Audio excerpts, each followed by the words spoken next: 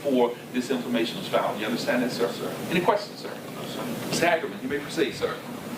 Justin, we have talked before, is that correct? Yes, sir. And when we talked, you told me about meeting with your half-brother, Justin. He's your half-brother, is that right? Yes, sir. You told me about meeting with your half-brother, Justin, about a week or so after the murder of Adolph Ford Jr., is that right? Yes, sir.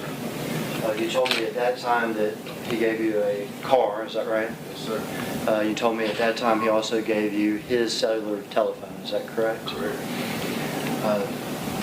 You told me that, or did you tell me that afterwards you used that cellular telephone at his request? Yes, sir.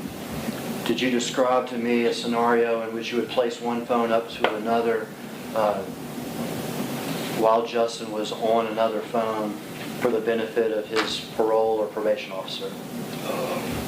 He was called to get somebody's number, and I would put my phone down on the bed, and I would put somebody else's phone right there and let them talk to each other. And you told me about the times that you did that, is that correct? And you also described times not just with the probation or parole officer, but also with an individual known to you as C. Is that correct? Yes, sir. And you now know that individual to be Cornelius Smith, is that Yes, right? And you described to me, and you turned this phone over, and in it were text messages with this individual C, is that correct? Yes, sir. And some of these text messages, some of what you witnessed, was conversation with regard to money that Justin would be getting to C, is that correct? He asked for money, yes, sir. As for money, Yes, sir. is that correct? Yeah.